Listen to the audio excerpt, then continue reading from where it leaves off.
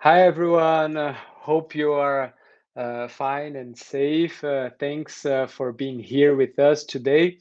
I'm very glad that this moment finally arrived, and I'm happy to share with you the latest results of the second International Conference on Policy Diffusion and Development Cooperation. I'm Osmany Porto de Oliveira from the Federal University of São Paulo, and I coordinated this conference.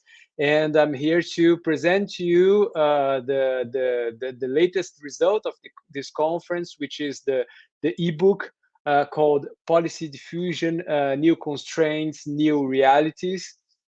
And we're going to have here with us today a couple of authors of the book with myself as well.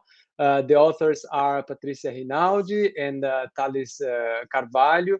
And we're going to also have the participation of Michele Morais Silva, who is going to moderate this session. I'm just going to say a few words in order to introduce you and present you to the book before handing over to Michelle. She's going to conduct the conversation.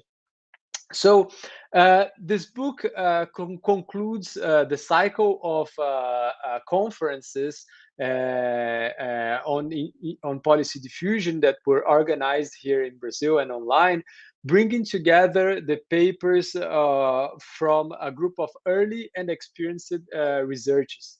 It also serves as a memoir of these events. We had three events on policy diffusion.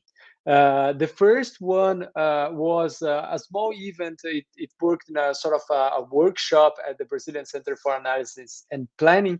When we started to discussing the policy diffusion here in Brazil, in this international event with a lot of scholars from all over the world, and we started bringing together this idea to combine the study, to look together policy diffusion and development cooperation.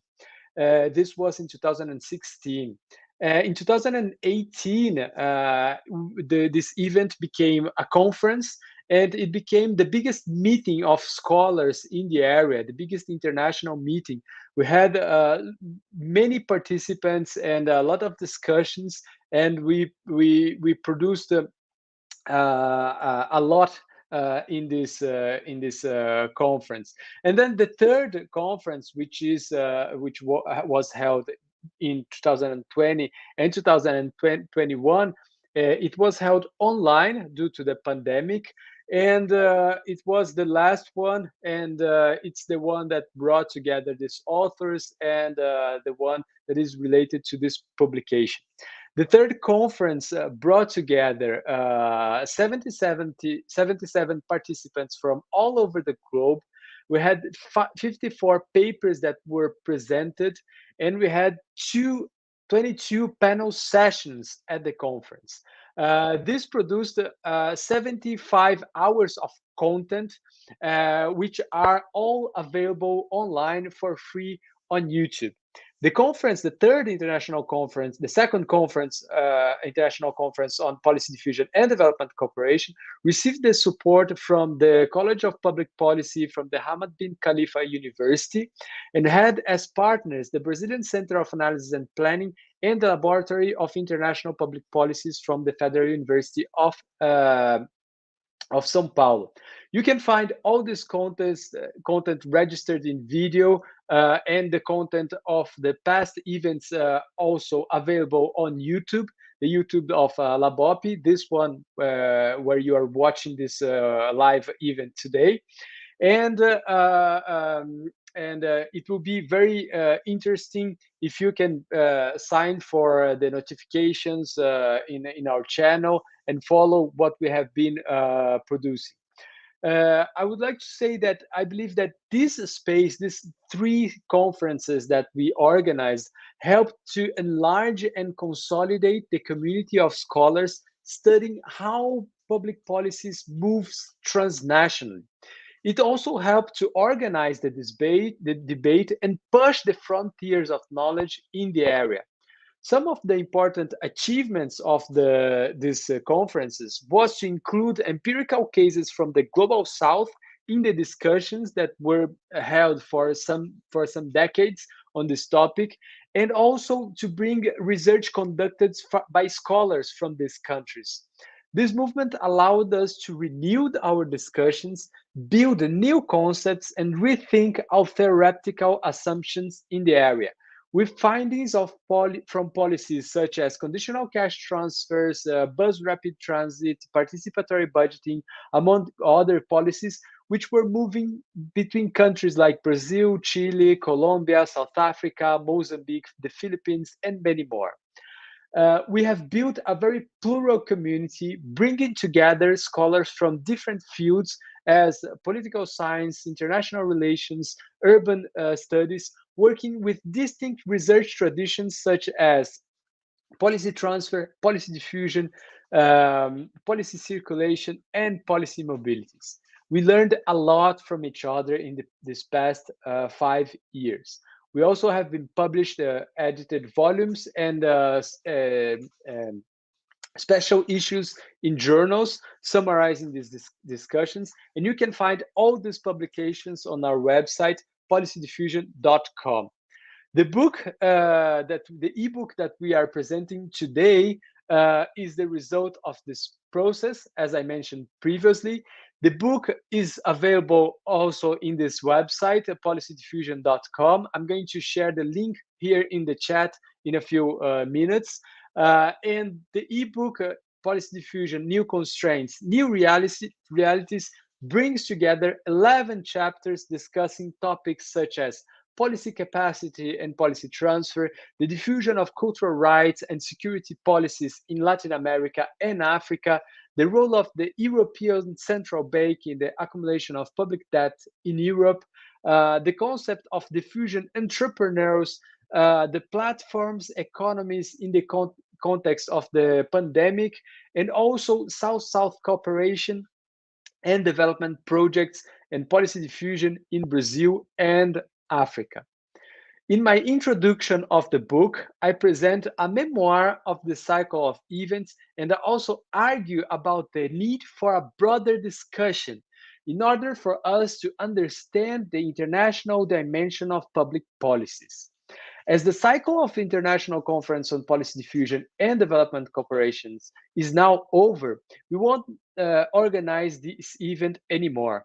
We're moving towards a new project. This project is called Policies Beyond Borders.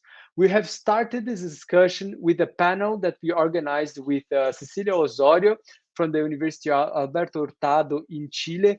We organized this panel at the fifth meeting of the International Conference of Public Policies that was held in a hybrid format in Barcelona and online. The idea of policies beyond borders, it's a little bit larger than policy transfers or policy diffusions. It includes not only ideas, knowledge, and instruments traveling internationally, but it includes a wide variety of phenomena related to transnational public policy making. As an example, we can take the agenda setting of international goals and standards, such as the Sustainable Development Goals, as well as the implementation of the Paris Agreement recommendations in the national and local levels.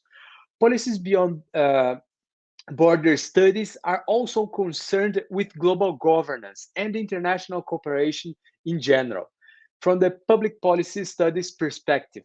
Recently, the pandemic also brought to light the need to study the challenges and the potential of domestic and international agents in the coordination of international public policies to address common problems, such as the coronavirus outbreak. I believe that this is an emerging area of studies and producing concepts, theories, as well as methodological strategies to analyze policies beyond borders seems crucial for understanding contemporary public policy making in a post-pandemic world. And here I'm going to conclude. I hope you enjoyed the book. We put a lot of energy in the production of this text, and I would like to thank you very much for being here with us today. I just wanted to share with you some practical information before handing over to Michelle. So first, for those who have registered in the event at the Federal University of São Paulo website, you need to fill in the participation form in order to receive the certificate of participation. I'm going to share the link with you for you in the chat in a few minutes. And second, we're going to have this webinar of launch of the ebook in a sort of a chat with the author. So it's not going to follow the standard academic panel session, but it's going to be more more free and more informal. The moderator is going to ask a couple of questions to the authors, then they are going to reply, and after that we can have a few questions from the audience. Here with us we have, as I mentioned, we have Professor Michele Morais de Sais Silva, who is a professor at the University of Oklahoma, and she is an expert on Brazilian public policies, and she has a very interesting book on conditional cash transfers. Here is Michele. We're going also to have with us today Patricia Nogueira Rinaldi, who is an associate professor of international relations and the director of the Center of Studies and Research in International Relations at the FACamp, Faculdades de Campinas, here in Brazil. Patricia wrote the chapter about the United Nations and the mainstreaming of South-South cooperation in policy transfer and development cooperation. And we also have Thales de Carvalho, who is you might be seeing him in the screen now. Thales de Carvalho is a PhD candidate in political science at the department in the political science department at the Federal University of Minas Gerais here in Brazil. And he's also doing a research residence in San Diego. He can tell a little bit more about his residence when he's going to talk. But he wrote the chapter, a very interesting chapter in our book about assessing multilateral defense policy diffusion in South America. The chapter is about the South American Defense Council Unpacked. And I hope you enjoy this chat with the authors. I'm going to stop here because otherwise I can talk too much. And thank you very much from the audience for being here with us today. Thank you, Michelle. Thank you, Patricia. Thank you, Thales, for participating in the book and for answering to these questions and presenting your chapter today. Thank you very much. I'm handing now over to Michelle to ask the questions and moderate the session. Thank you very much. Thank you, Osmany. Thank you for having me. Thank you for the invitation. It's really a pleasure to be here with you all on this morning. I feel truly part of this community, and I think it's also fair to say that the international conferences on policy diffusion and development cooperation were also crucial to building a community of scholars who are interested in this field and making us feel part of something that is still in the works, right? So this is, I usually tell students that I've been doing work on policy transfer since 2003, 2004. So I'm probably one of the oldest generations that, started working with the concept of policy transfer by David Dolowitz and David Marsh. And back then, it was truly a lonely situation. So everyone was really interested in what we were doing in terms of research on policy transfer and South-South cooperation. It seemed to be very innovative, but it was very lonely in the sense of not finding many other people who were doing this line of work, but also not finding much literature that could speak to some of the cases and experiences that were happening at the time. So I'm very happy to have been participated since the second international conference on policy diffusion and development cooperation, which is the one we're sort of giving knowledge to the world in the form of this book today, but also having been part of the third conference that happened online. Osmany is a powerhouse when it comes to the production of books and special issues, and it's really a pleasure to work with him and to be thinking through some of these conceptual challenges and some of the theory building that we need to do in this field.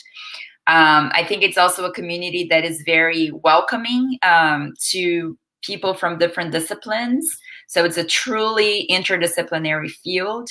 And I think it's very accommodating of, the various interests, the various perspectives. So I really hope that this is a community that grows bigger and bigger and is able to take on additional challenges as they come along, right? And the COVID pandemic is, I think, the most clear one. As Osmany said, I'm Michele Morais Silva. I'm an assistant professor of international studies here at the University of Oklahoma. I also co-direct the Center for Brazil Studies at the University of Oklahoma. And so it's nice to be a representative of the center here this morning. So I wanted to direct my questions to both Patricia and Thales, and some initial very broad and general question, right? And this is the kind of question that we usually get when we submit a paper to a peer review journal, right? And it's always the question that we get asked. So for those who are watching us today, and for those who are curious about the book, what would you say is your very unique contribution to the field that is being built here, right? That started, I would say, we could trace it back maybe to studies of international cooperation for development, and then with the emergence of concepts and theories on policy transfer and diffusion. And so maybe I'll start with Patricia. So what would you say is very unique about your chapter, and why should people be reading it? Thank you, Michele, for your question. Well, I think my path here is like upside down, because actually I come from the field of international relations. So this chapter is actually my first attempt to establish a dialogue between international relations and the field of policy diffusion and policy transfer. And as Michele said, for my first attempt to establish this dialogue, I couldn't be more welcomed. Really, this community is really interdisciplinary, and it's really open to gather the different inputs from different scholars, from different areas of research.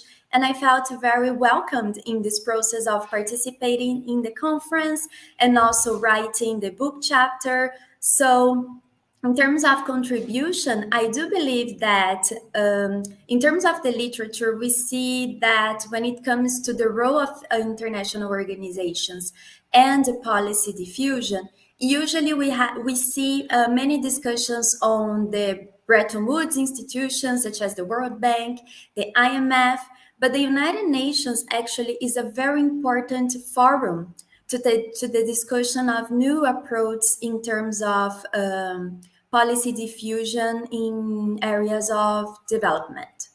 So my paper actually tries to address how the United Nations historically has been consolidated as the main arena in which Southern players has attempted to consolidate South-South cooperation as a dominant modality in all the development work that the UN does.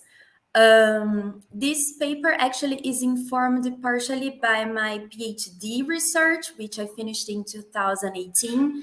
And I conducted a series of interviews with UN diplomats and UN staff to see the state of art when it comes to South-South cooperation in the UN. And the diagnosis that was shared among all diplomats and all UN staff is that South-South cooperation is really a buzzword in the UN, in the sense that everybody in some point will talk about South-South cooperation when they are discussing the Sustainable Development Goals, or when they are discussing development projects in general, or in specific agendas such as gender, climate change. But in fact, few UN staff and diplomats really knows how South-South cooperation works and how it is defined, how to really use Southern knowledge, Southern resources.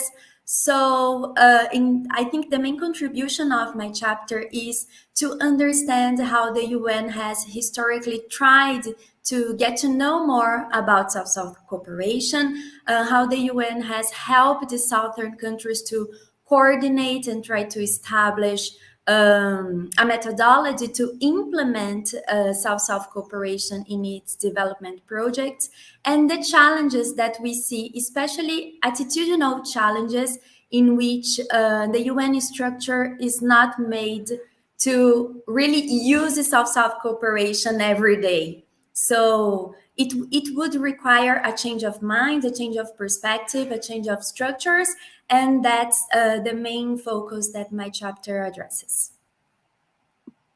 Thank you, Patricia. And I just wanted to highlight a few really interesting things that you said. The fact that you feel welcome coming from international relations, and I think that's very special, right? That despite some disciplinary differences that there might exist between, for instance, people working on public policy and people working from an IR background, and that this is still a group in which you feel comfortable. So I think that's very important. And the second thing that you said is this perception or your research finding actually that South-South cooperation is a buzzword in the UN, although people do not really know how to go about it, right? And I think Osmany and Professor Carlos Milani are just finalizing a special issue for the journal Contexto Internacional, in which they try to bring together discussions between development cooperation from a technical cooperation perspective and policy transfer and diffusion, and that conversation seems to be still in the beginning from a scholarly perspective, but also from a practitioner perspective, right?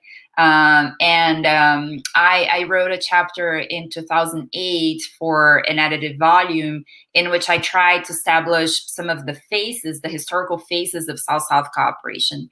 And as a political platform, South-South cooperation has existed for the longest time. Even before it was called South-South cooperation, it was technical cooperation between developing countries.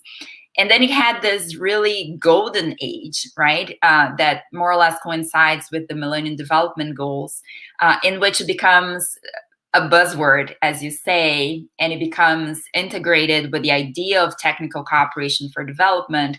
But then what, right? And then how do we do this? And so it's really interesting to find that in your interviews, you got the sense that the process to implement and to make South-South cooperation happen in an efficient way is still very much an open question for many people. Very good. So I'll give the floor now to Thales Carvalho. Thales, tell us what's your unique contribution to the literature and to the field? So first of all, good morning, everyone. I thank Professor Osmany for the opportunity. First of all, because for the organization of the event and also for the opportunity of being here today. I thank you, Michelle, for the questions. And well, just before answering it, just as a note, because well, as Patricia told, he felt very welcome from the Policy Diffusion literature and the event.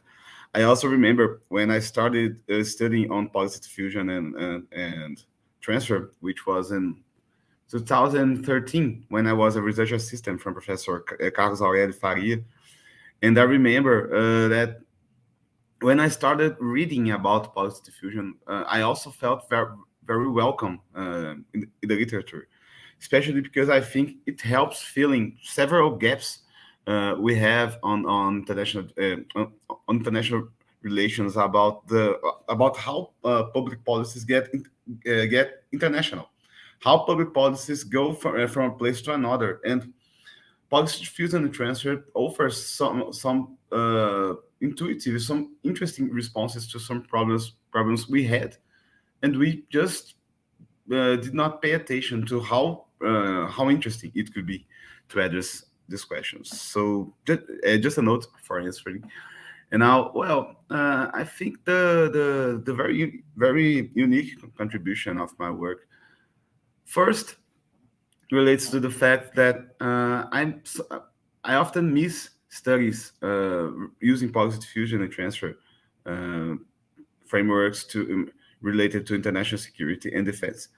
I think it's a very interesting framework to study these policies. I think it can help us understanding how these policies can spread from a country to another, and they spread and they are diffused, but we do not apply. Uh, we do not tend to apply this kind of framework to understand these events. So one of the first contributions I tried to do with my chapter was to connect these literatures. So one related to international security process, and other to policy diffusers to try to understand how these policies um, can yeah, can, because actually my work is not it's not about how policies spread. It's about how a regional organization try to spread its national security and defense policies. And this is the second contribution of my work, I think, is to try to understand better how a regional organization had been acting on diffusing international security policies, specifically defense policies. Because in the end of the day, I was able to find out that the council still tried to diffuse policies. It not only worked by organizing seminars, which is also an instrument to diffuse policies. It did not only work, like, for example, just organizing exercises, which is also an instrument to diffuse policies, but it also diffused policies. It also developed policies which were implemented by the members. And here, for example, the standard methodology to measuring defense spending, they were implemented. There was even monitoring on the implementation of these policies. So I think that the second finding was discussing how a regional organization could act on this process. A third contribution, I think, is understanding how it occurred in South America. Um, there are several studies on the whole of UNASUR on the region. There are there is a literature on the South American Defense Council, but I think the this work in this work I try to organize more this literature by elaborating a database with all the initiatives discussed within the council, which gave me so much work because I had to analyze like more than 50 documents related to the council manually to observe how and when and what was discussed within the council. So I hope this is a third contribution that I intended to bring in this work, to unveil the processes within the council, and also uh, to unpack the council, to understand how UNASUR and how its council was able to work towards policy diffusion in the region. So, in my opinion, this might be the most interesting contribution of my work, because there are several works dealing with the South American Defense Council, but not with this kind of like, oh, here are the initiatives, here is what worked and not, here is what they were related or not, and here was how the South American Defense Council was able to try to work towards diffusing policies. If it was successful or not is another conversation. But in this work, I was able to at least show people how it indeed worked. So I think these are the main contributions, and I really hope people like it because, well, it gave me. I have to work so much to elaborate it. That's amazing, Thales. I'm back here. I think that one of the things that your work and other research that follows what you have been doing is also something that uh, we are bringing some new empirical elements and fields to understand the role of international organizations and policy diffusion, development cooperation. For a long time, we have been studying the usual suspects as international organizations, the World Bank, the OECD, some United Nations specialized agencies. And I think that's very interesting what you brought with the South American Defense Council, which is bringing other organizations to our study and explaining how they operate. This is amazing to go beyond the usual suspects and contributing to enlarge and enrich the literature. I'm here also. I stepped in also to bring to our room Kelly, who is another of the co-authors of the book. She just arrived here, and Kelly Cristine Oliveira Meyer. She is a master candidate in political science at the political science department at the Federal University of Minas Gerais here in Brazil, and she prepared a chapter about South African development community. She discussed the regional integration and development. A very interesting chapter, and one of the few discussing the African region that we have in the book. So I would like to welcome Kelly for this chat of the just published ebook, Policy Diffusion: New Constraints and New Realities. Michelle is moderating. She just asked a question to Patricia and Thales, and we'll be happy if you can offer some spoilers about your chapter to the audience. I can hand over now back to Michelle for her comments, and then you can answer later on. Thank you, Osmany, and welcome, Kelly. We're happy that you're here with us. I just wanted to sort of go back to Thales' answer before we move on to Kelly, because it is unusual, right, to have a study about international security and international defense analyzed with the lenses of policy diffusion. So I think this is a really unique contribution, and it takes me back to, I think, something that is very also unique in the Brazilian literature in IR, which are the works of professors who argue that foreign policy is public policy, right? And I think we could extrapolate and say that defense policy is also public policy. So it is amenable to analysis coming from a policy perspective.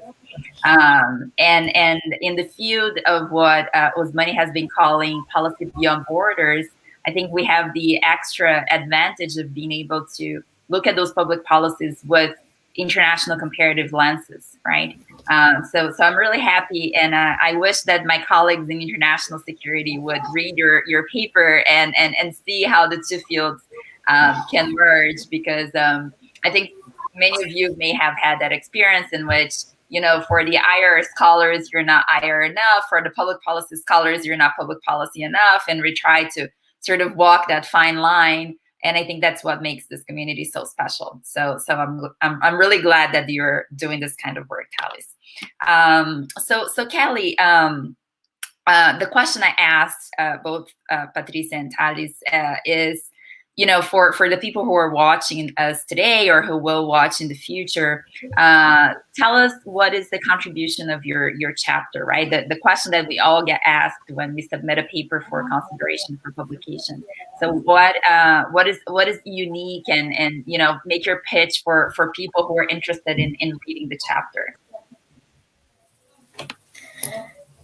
Hello, everyone. So thank you for the opportunity.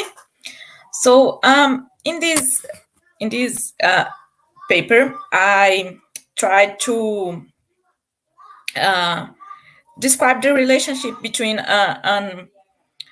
regional integration in development in the Southern African region, especially in the Southern Africa Development Community. I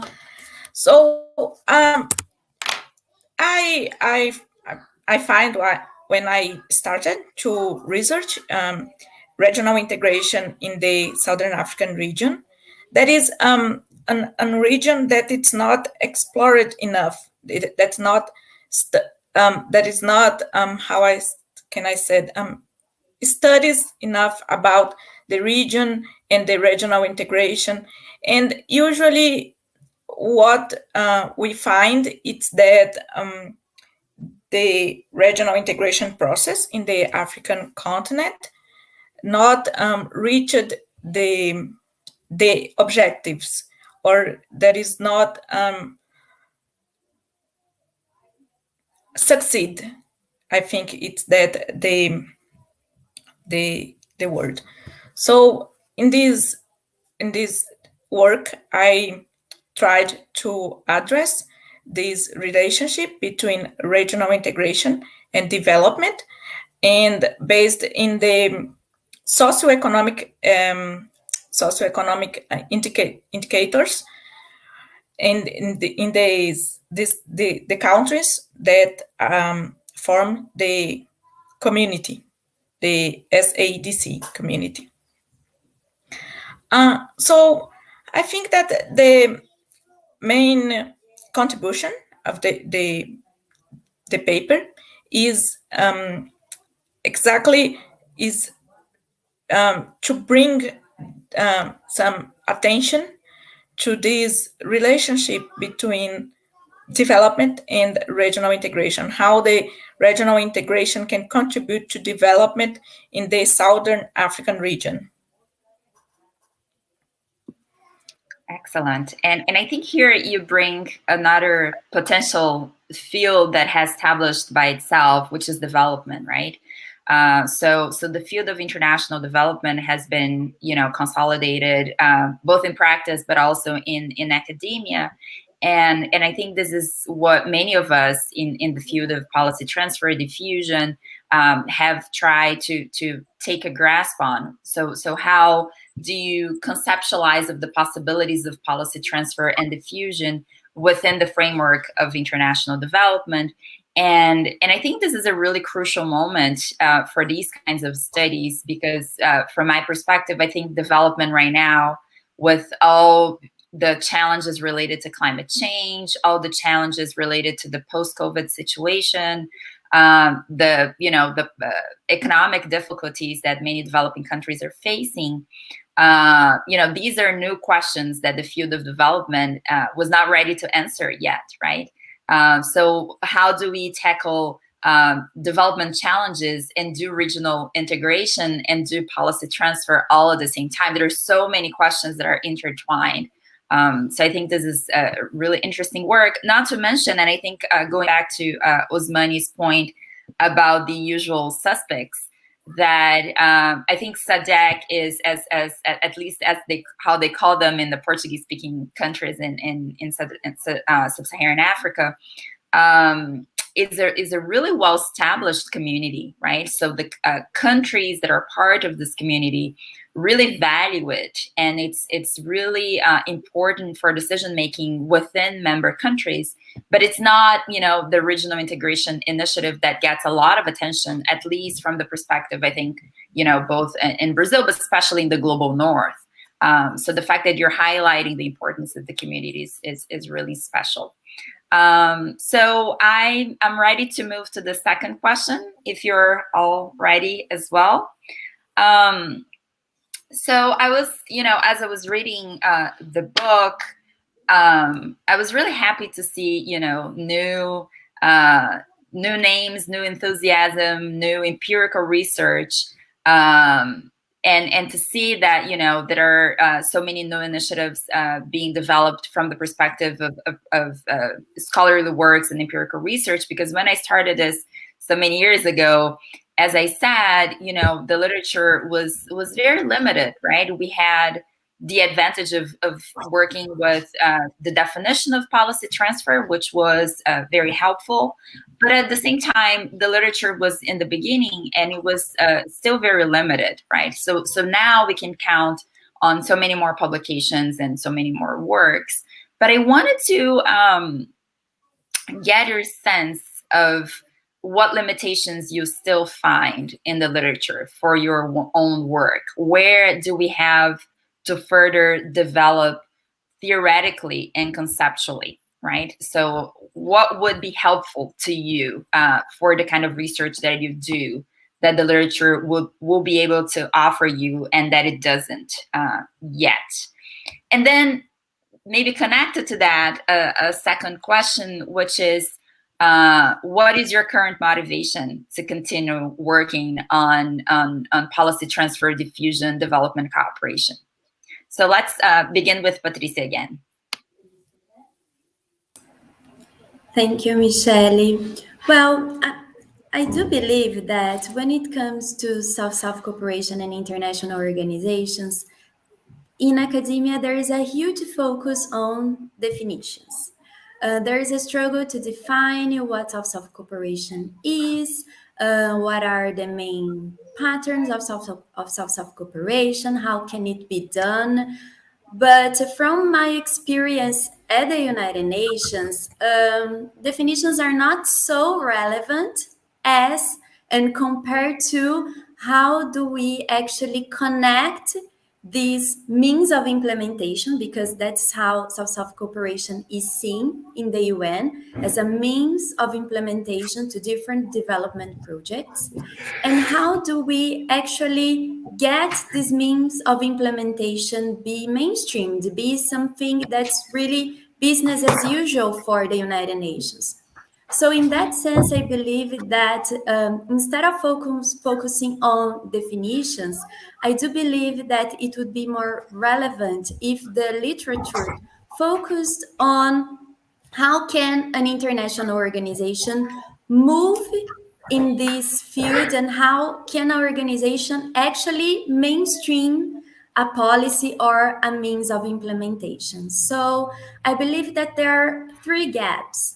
First, how can the UN assess the current policies on South-South cooperation and practices for development? So instead of focusing on defining if a practice is or not South-South cooperation, I do believe that it's more interesting for the United Nations and for scholars in this dialogue with the UN to assess different policies, different practices, and from this assessment, introduce practices and policies that can be a benchmark, or practices and policies that can actually have an impact on the field. I also believe that another gap is about raising awareness. As I comment, South-South cooperation is a buzzword in the UN, but both UN diplomats and UN staff, they know little about South-South cooperation, both little about its history, nationally and internationally, and little about actually projects that are implemented by using South-South cooperation perspective. So raising awareness is important because many UN diplomats and staff actually do not know exactly how South-South cooperation works and what are its main advantages. And third, I think one of the gaps is capacity development. So how do you translate the principles of South-South cooperation, which are already defined in some of the UN documents, UN resolutions and declarations, into practice by creating capacity, creating development capacity, both in southern countries and also among UN staff. So I believe that in terms of South cooperation, the debate would benefit from, instead of focusing only on definitions, exploring the different ways of South cooperation has been mobilized by different actors, and see how that can be translated into creating development capacity. Excellent. And I think, I take this as meaning that I think we as a field that is emerging, we need to be open to what maybe some scholarly fields would consider to be normative or normative work, right? Or engaged scholarship. The concern for practice and the concern for the improvement of the practice is something that the field has to be open to. I think the fact that we're open to practitioners and people who also have some professional experience with development cooperation, with South-South cooperation, I think this is already an advantage as we build this scholarly movement. But I think openness for kinds of work that otherwise would be considered normative. And I remember a few years ago, I was in a seminar with, some big names in public policy, Guy Peters and Ramesh. And I asked them, I feel sometimes that the kind of work that we do in public policy could be considered normative. And one of the answers that I got from them was, yes, this is the reason why we signed up for this, right? This is the reason why we do this kind of work, because we're comfortable saying that, some of the things that we do are meant to improve reality. And, some other fields may say this is too normative, but this is what is expected and accepted in the field of public policy. So thank you for that. Thales, what's your take? Well, before talking about what I think it lacks on the literature, I think it's very important to acknowledge what happened, because, well, I remember when I started to study policy diffusion and transfer, and then, well, in 2013, I remember that it was very less developed literature. I remember, for example, that I had to find several articles about the same phenomenon, but under different labels. Like, for example, herding, like institutional isomorphism, which is very related to policy diffusion, policy transfer. There were several different terms to refer to a same thing, for example. And I think today this, like, I remember we called it a Babel of terms. I think it's very well organized, and not just it. I think now, and it was only 8 years. In only 8 years, this literature advanced so much, and it's now very well organized to think how this process occurs, how, who, what, where, when this process occurs. So I think this literature advanced so much that I think this is the first element that should be highlighted. But, well, still today and now, well, when I started, I was working with social policy, and now I work with security and defense policy. So speaking from where I am working, which is from security and defense policies. First of all, I sometimes feel a lack of works, not empirical works, a lack of theoretical works about how international organizations, and especially regional organizations, work towards policy diffusion. Because there are several different works about how the IMF worked, how the European Union worked, but sometimes I think that they lack some kind of theory, because they do some interesting empirical analysis. But okay, so now I want to read a work about other organizations, such as UNASUR, or such as any other, such as, for example, the South American Development Corporation and South African. Sorry, Kelly. And sometimes we lack the theory to advance in this work. So I think we lack some theoretical providing a framework to study regional organizations. I tried to do something to contribute to this gap. Like I wrote an article with Professor Carlos Faria and Jessica Fernandes. Actually, the contrary, with Jessica and Carlos Aurelio, about how international organizations tend to work on policy diffusion. But I think it's still there's still some path to advance. And also, I think we lack so much works on how international security and how policy diffusion occurs on international security and defense policies. As you said on your comments, despite being somehow obvious that both foreign policy and defense policy are public policies, people sometimes tend not to see, at least in Brazil, and I don't know, maybe in the entire global south, people tend not to see these policies as public policies, and they are public policies. They are basically public policies, and the most general meaning of the word, so of the expression. So I think we lack some works trying to approach the national security and defense policies from a policy diffusion perspective, which tends to be rich. And here, getting to the second question, that what motivates me to keep studying policy transfer and diffusion.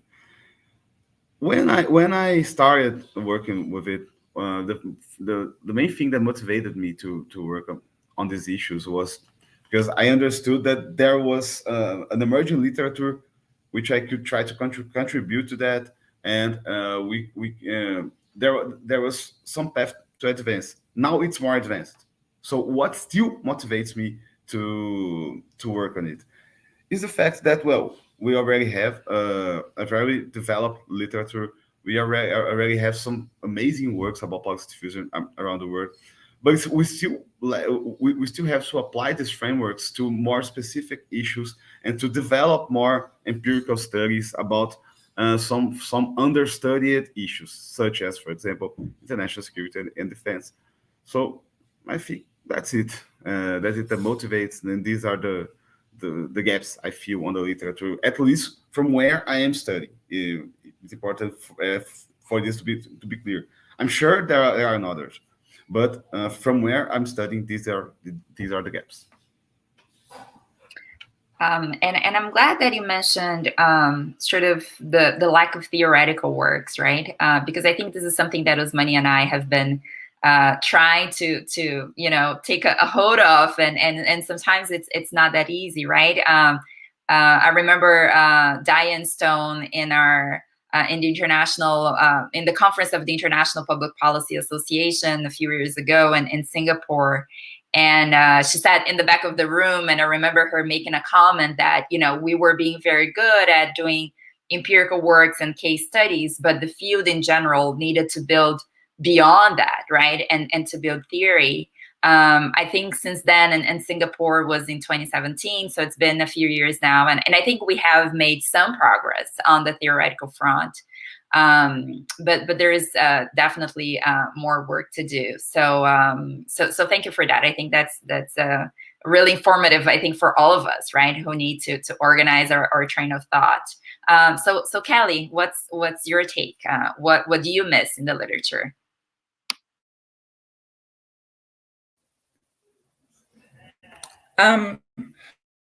So in the literature, I think the main difficulty that I found, the first was the lack of studies, at least about this field. And a lot of studies, not a lot, but studies that are focused in Eurocentric view. I thought that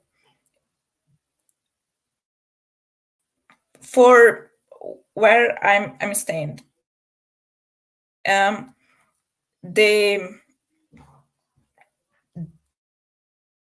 this is a really lack of literature in the regional integration in the Southern Africa, and I view policy transfer as a way to address inequalities between countries that are in the community, because the main objective on regional integration, a block of regional integration, is development. But the countries are not equal. We have a country that is more developed, and we have a lot of how can I say that is not in the equal terms. So policy transfer is a way to address these questions.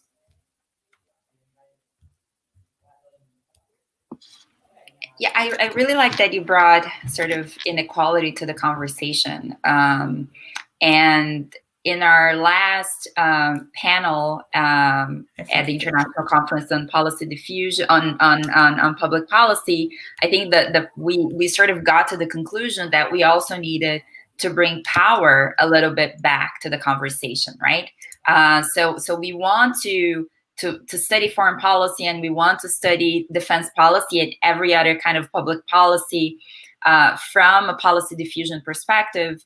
But we can't forget about power imbalances and inequalities, right? So I think this is a good reminder. And we were having exactly that conversation of how do we do that? How do we bring power back to the table without turning what we do back into what people used to do in the past? We still want to be a field that considers the specificities of policy transfer, diffusion, and development cooperation. But how do we integrate the power conversation back to our research? So thank you very much. And I think we have a few questions on the comments, right, Osmany? Yes, we have a question from the audience, from Talita Pinotti. Don't know if it's addressed to Patricia. I don't know if you can see here. It's in the chat, the YouTube chat. She says that the attitudinal gap is very interesting. Do you believe that the pandemic can have a positive impact to mainstream South-South cooperation in its operations? She continues, I think it's just and also if you could elaborate more on the challenges of the UN faces to integrate South-South cooperation in its development agenda.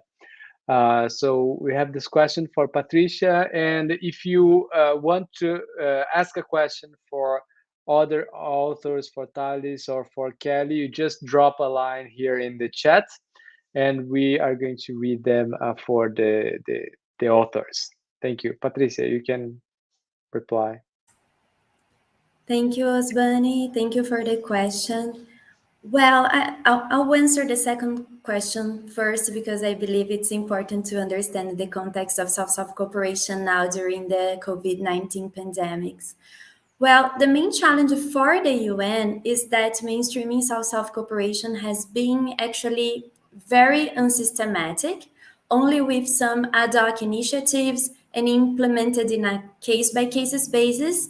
Usually there is, some UNDP director that has some knowledge about South-South cooperation, and this one person champions a project in a specific country. So I do believe that there are two causes for that, two causes why South-South cooperation is a buzzword, but it's not really business as usual for the UN. And the first cause, I do believe it gets back to what Michelle has just said, is power.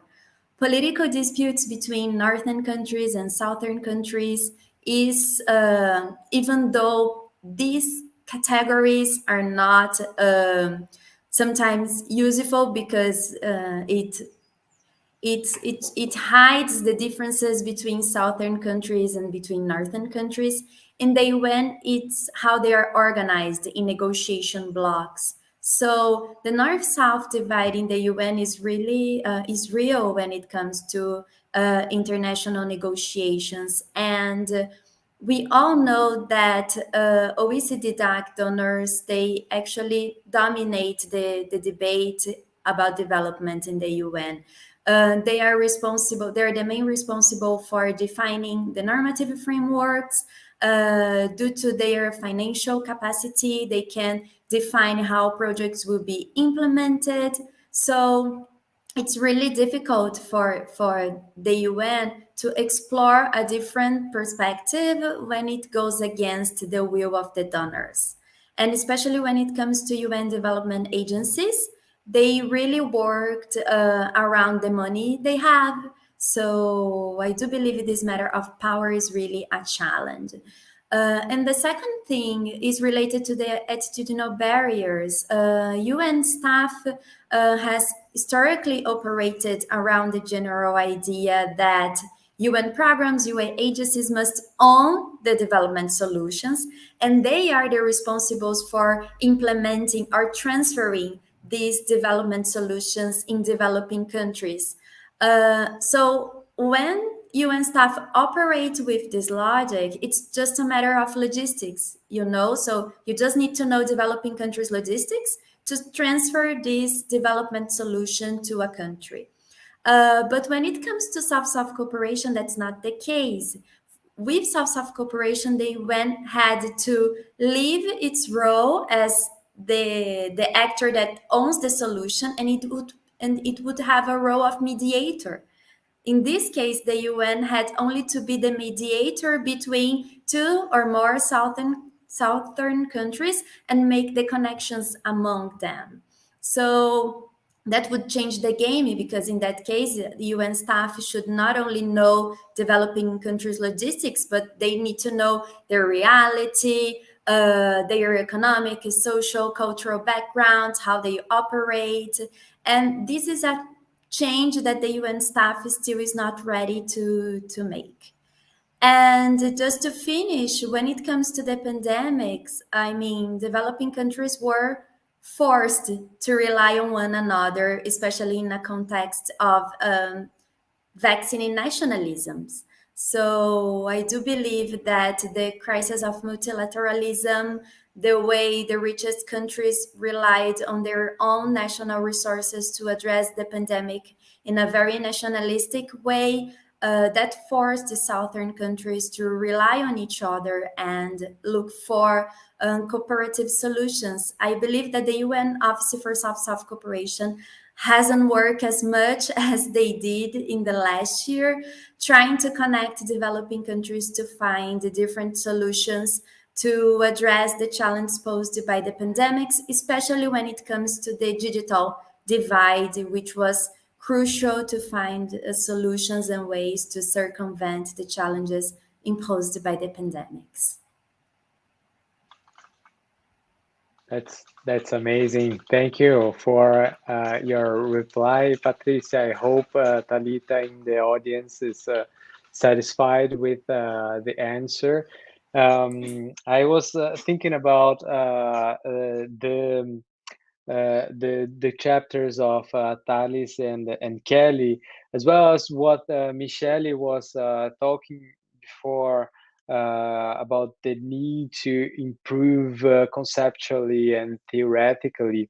And I wanted to ask both Talis and Kelly a very short, simple question, which is, so what you have presented in your chapters are these unusual suspects. So my question is, what is the difference between, for example, the South American Defense Council mode of operation than what we have already in the literature, the IMF that you mentioned, the World Bank, and how this difference could help us to improve conceptually and theoretically our discussion. And the same type of question to Kelly. So, what is the difference between a South American development community to other regional integration processes, for example, such as the Mercosur here in South America or the European Union, and which elements we could draw from these differences to improve our concepts and theories? I had this question in mind, especially because there was a book published a couple of years ago, maybe three, I don't remember exactly.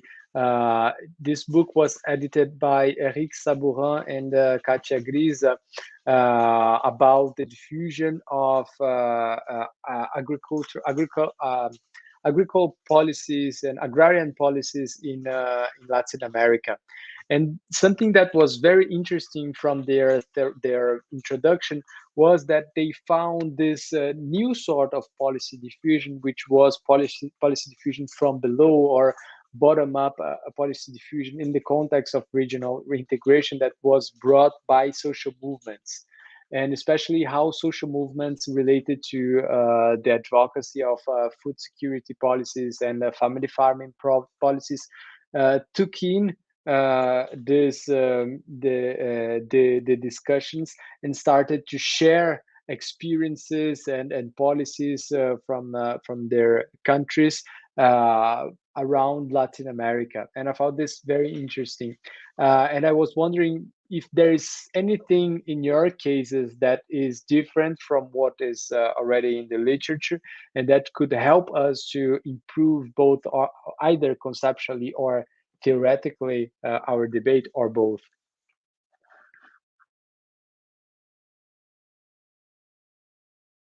We can start with Thales and then move to Kelly to follow the order.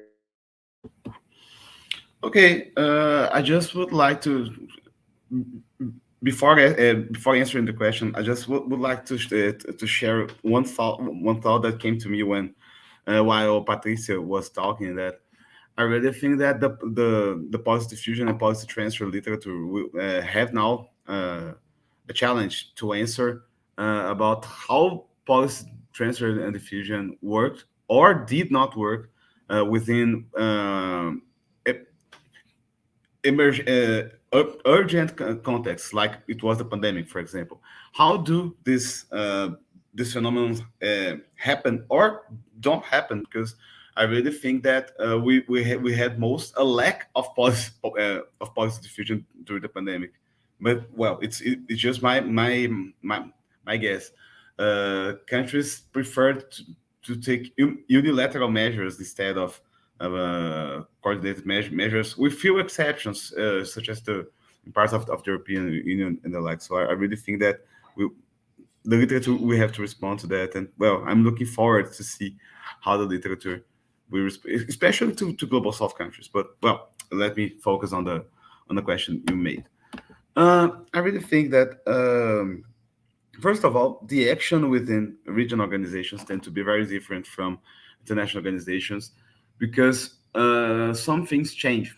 For example, in like global organizations, or in global organizations, we have so many interests of so many actors which might be coordinated in order to produce a policy.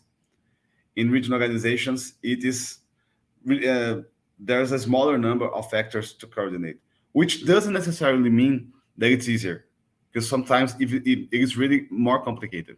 Here, and for example, in the case of UNASUR, there was a rule that in order for an initiative, for a measure to be implemented, to be accepted, everyone should agree with that.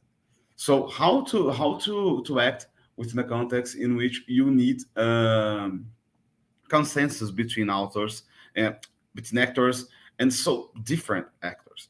So I think that this is the first difference between international and regional organizations, is how to conciliate some very different interests between very different authors and actors. Sorry again, and we need to study that. We need to understand, because the most intuitive guess is that it's easier to coordinate regional actors. And then when you look at the empirics, you see that maybe it can be even harder to conciliate these actors. And in the case of UNASUR, it was so hard to conciliate different actors that the organization is now dead. So we need to understand. This is the first thing. Second thing, sometimes regional organizations, especially, they lack a technical bureaucracy.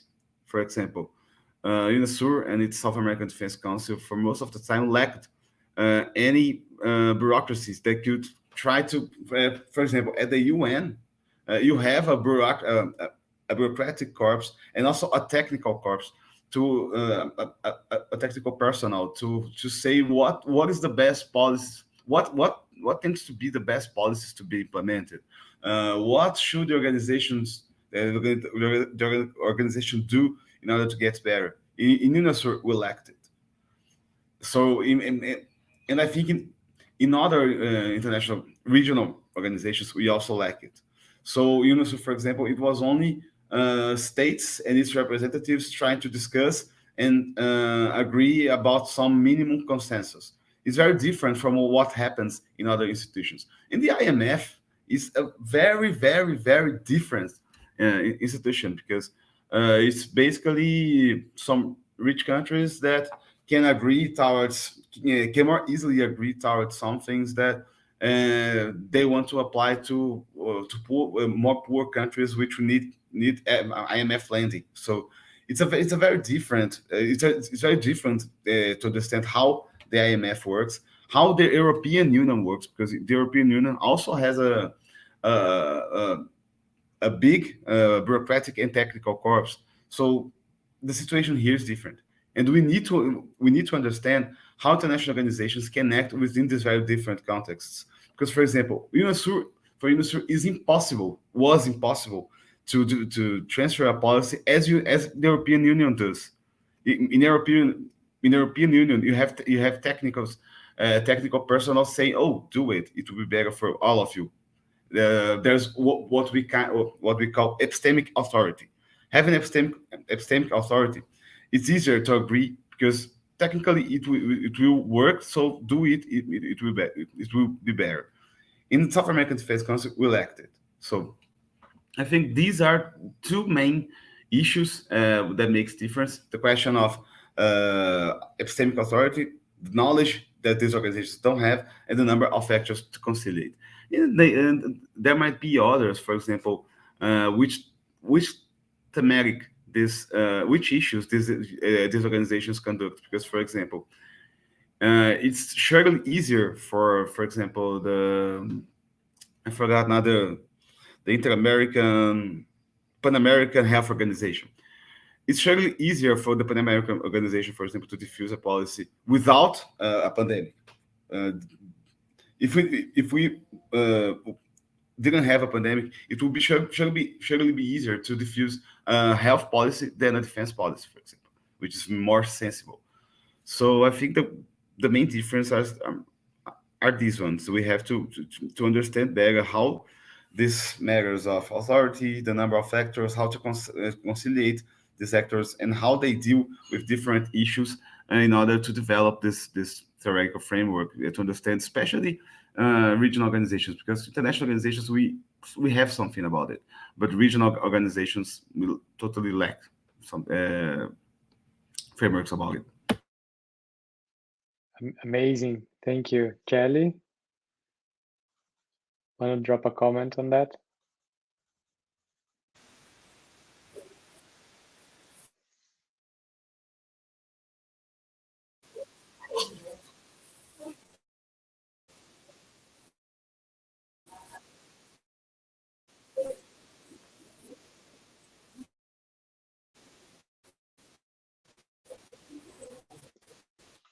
Kelly, I'm afraid we can't hear you.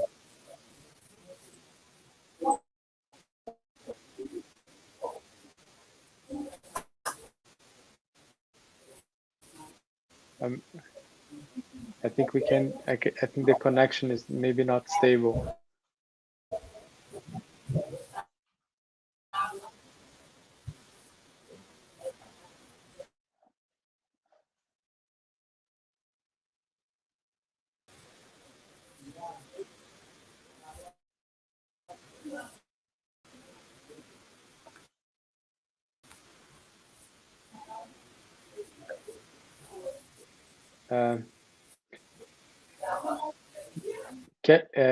Yes, we can't hear you.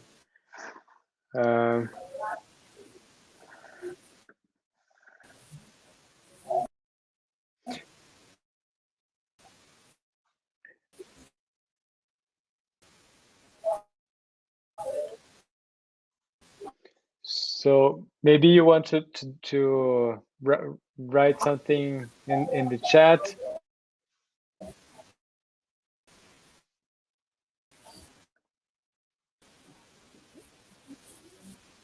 Replying to the question, because we really can't hear you.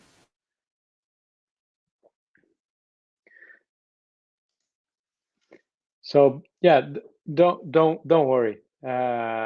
If we will have other opportunities. If you want to write something in the chat, some insights very shortly, it will be great. I think that there are no other questions in the YouTube chat, so I think we can start closing this session. Don't know if anyone else would like to say anything. I just wanted to thank all of you for being here this morning. It's a post-Thanksgiving morning for me here. I'm 3 hours behind, but nonetheless, I woke up very excited to be part of this panel. So thank you for inviting me. And I really hope that everyone else who was following us on YouTube and those who will watch us in the future, take this panel as a source of motivation to be doing research in this field of study.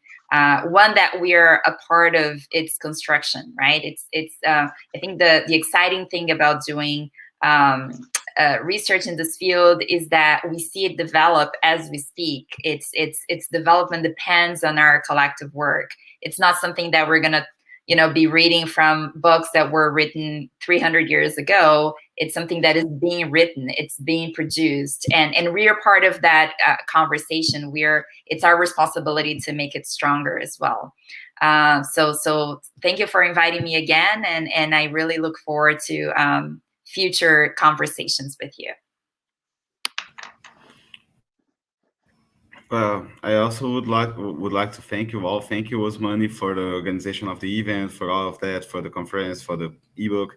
Thank you, Michelle, for the very interesting questions, and for the also the opportunity to share some thoughts here. Thank you, Patricia. Patricia, it was amazing to hear you here. I'm also on a post-Thanksgiving morning here, and it was very nice to hear some very interesting things from you about Policy Diffusion and transfer. So thank you very much for the opportunity of being here.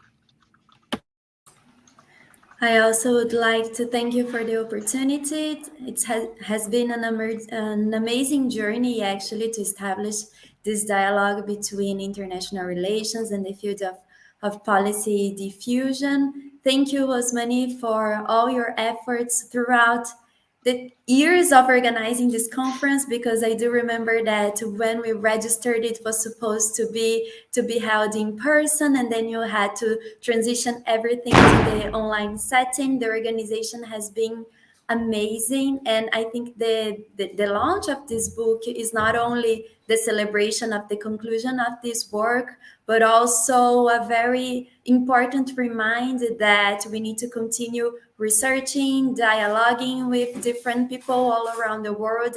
And you showed us that it's possible to do high quality work even among very difficult settings. Thank you also, Michele, for your comments. They were very insightful. I hope we can continue the dialogue. And then also thank Thales for his input. I was sad to hear that he said that UNASUR is dead. I hope with his research he can find, some hope for us that we can strengthen regional integration in South America. So thank you all for the opportunity. I also look forward to continuing this dialogue with you. Amazing. Thank you all for being here today and in the past months working together to either in the conference and with the ebook. I wanted to say a few to share some information. So the first one is that this video is going to be available on our YouTube channel. Don't forget to like, subscribe, and sign for the bell notifications and so on and so forth. I wanted also to share two future publications that are coming in the area and that might interest you. The first one is the special issue that's going to be published in Contexto Internacional journal that I'm organizing with Carlos Milani about policy transfer and South-South cooperation.